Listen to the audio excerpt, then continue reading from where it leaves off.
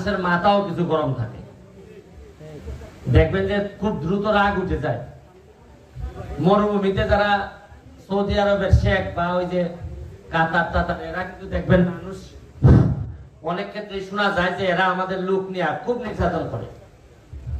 আমরা আল্লাহ রাসূলের দেশ, এই কারণে এদের ব্যাপারে কিছু বলি না, মনে করি যে এখানে এই রাসূলের দেশ যেহেতু আমরা কিছু মনে করি না, যে যা করে কিছু আমরা সহ্য করে নিই। আমার কাছে মনে হয়েছে যে কি কারণে এদের এত রাগ, মানুষ মারে। ওই গাছ যে নাই, গাছে ছায়াটা দিলে তো কিছু মনের মধ্যে কিছু করোনা বা মানুষের আবেগ ভালোবাসা জন্মাইতো। আমার কাছে মনে হয় যে এদের গাছ না থাকার কারণে কিছু এরা মনের মধ্যে প্রেম কম। তা আমি তো এমপি হওয়ার বহু আগে আমি চাইছি যে সোনারঘাট মাধবপুরের মানুষের মনের মধ্যে প্রেম আসুক। আমি এই প্রেমকে আগাই নেওয়ার জন্য এইবার এমপি হওয়ার পর, আপনাদের মনে আছে আমি এমপি হওয়ার আগে যে নির্বাচনী ইশতেহারে বলছিলাম যে এমন ভাবে আমি এলাকাটারে গড়ে তুলবো যাতে সারা আকাশে আমার পাখি থাকে। আর পাখি থাকা সম্ভব তখনই যখন নিচে পাখির খাবার থাকবে। পাখির খাবারের জন্য এইবার অলরেডি আমরা এই পর্যন্ত প্রায় 33,000 আমের চারা সোনারঘাট মাধবপুরে লাগাই ফেলছি।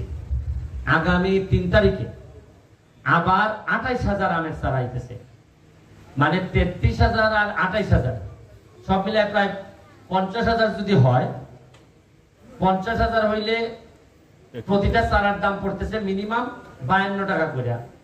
আমার প্রায় 25-26 লাখ টাকা লাগতেছে। এর মধ্যে 1 টাকাও সরকার থেকে বরাদ্দ নাই। তো আমার কালকে আমার পিএ জিজ্ঞেস করতেছে যে এত টাকা স্যার দিলে অন্যান্য অভাবী মানুষ এরা আসে, এরা এমপির উপর অনেক ভরসা করে আইসা কেউ কয় পুরি বিয়া দিত, কেউ কয় ইটা দিত। তা আমি আমার পিএস এর জবাব দিছি যে অভাব হয়তো আজকের একদিনের অভাব কালকে হয়তো থাকবে না, কিন্তু এই প্রকৃতিরে বাঁচাইতে না পারলে পরবর্তীতে একেবারে আরো বড় বড় ব্যারিস্টার এই এলাকার এমপি বানাইলো লাভ হবে না, অনেক দেরি হয়ে যাবে। এখন আগে অক্সিজেন বাড়াও, তারপর না হয় আমরা অভাব কমাই মনে। এখন না হয় না খাইয়া থাকি সবাই, আগে গাছ গাছালিতে পরিপূর্ণ করো। আজকে যে এই মেলাটা আরো 5,000 আমের কিসের চারা আছে আমাদের বন বিভাগ থেকে দিবে। এগুলা নানা ধর্মের নানা বর্ণের গাছ, এইগুলো আমরা বন্টন করব। আগামী 3 তারিখ স্কুল খুলতেছে, স্কুলে আমরা বাচ্চাদেরকে আমরা এই কিসের পক্ষ থেকে, আমাদের পক্ষ থেকে আমরা গাছ পাঠাই দিতেছি, আপনারা এগুলা যত্ন করে লাগাবেন। আমি কৃষি অফিসার, আমাদের এসিলেন মহোদয়, আমাদের ভাইস চেয়ারম্যান, নতুন 2 ভাইস চেয়ারম্যান, আমাদের চেয়ারম্যান বৃন্দ এখানে যারা আছেন সবাইকে আমি শুভেচ্ছা জানাচ্ছি যে কাজ করার মানসিকতা নিয়ে সামনের দিকে আগাই যেতে হবে। কারণ আমরা পুরা এইবারের প্রশাসন পুরাটাই মোটামুটি নিজের পায়ে দাঁড়াইতেই জায়গা পর্যন্ত আসতে হয়েছে। আশা করি কেউ ডাকুক না ডাকুক, কেউ করুক না করুক, আমরা আমাদের নিজেদের যোগ্যতা নিয়েই আমরা আগাই যাব।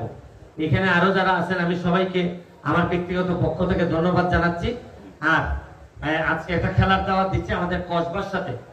আমরা ব্রাহ্মণবাড়িয়ার কসবা, মানে আমাদের মাননীয় আইনমন্ত্রীর এলাকা, কসবার থেকে একটা ফুটবল টিম আসবে আমাদের সোনারঘাটে টিস স্কুল মাঠে। কসবা বনাম সোনারঘাট আমাদের একটা ফুটবল ম্যাচ হবে, এখানে আপনারা আসবেন। শুধু কষ্ট করলেই হবে না, কিছু আনন্দ তো নেওয়া লাগবে নাকি? আমরা সোনারঘাটের মানুষ কোনোভাবে আর মানসিক অসুস্থ হইতে আমি দিব না। আর বিশেষ করে আমি কথা দিছি যে চা বাগানের যারা আমার শ্রমিক ভাই বোন আছে, দেখবেন আপনি 2-3 বছরের মধ্যে, আমি তো কথা দিছি যে আমার চামড়া যেহেতু একটু ফর্সা, তোমাদের চামড়া আমি সুনো পাউডার দিয়ে ফর্সা বানাই, এরপরে আমি এই জায়গা থেকে বিদায় নেব। এবং মানে আমাদের বিশ্বাস করেন যে এত সম্পদ চা বাগান, এই চা বাগানের পুরা নিচেই বালু আর বালু। আমি যখন দেখি বাগান ভাঙে তখন দেখি নিচে খালি বালু। এর মানে আমার মনে হয়েছে যে পুরা সোনারঘাটের নিচেই বালু, মানে সৌদি আরবের নিচে তেল আর আমাদের নিচে বালু। এর মানে আমরাও কিন্তু ব্লেসড, আমরাও কিন্তু আশীর্বাদ প্রাপ্ত। আমাদের মানুষগুলোরে খালি ঠিক করতে হবে, দেখবেন যে আমরা কিভাবে বঙ্গবন্ধু সোনার বাংলা বানাই দিই। আমরা আপনাদের সবার কাছে জননেত্রী শেখ হাসিনার জন্য দোয়া চাচ্ছি। ওনার মডেল কিন্তু এইগুলা, এই যা যা মডেল আপনারা দেখতেছেন, উনি কিন্তু কৃষির উপর ব্যাপক জোর দিচ্ছেন। উনি ব্যক্তিগতভাবে আমারে বলছেন যে 1 ইঞ্চি মাটিও তোমরা তোমার এলাকায় খালি রেখো না, কাজ করতে থাকো। উনি আমার ব্যক্তিগতভাবে বলছেন, মানে বুঝেন যে উনি কতটা গুরুত্ব দিচ্ছেন কৃষিরে। আমি আপনারা এই গুরুত্ব বিবেচনায় আপনাদের জায়গা থেকে কাজ করবেন, এই কথা বলে আজকের মতো বিদায় নিচ্ছি। জয় বাংলা, জয় বঙ্গবন্ধু।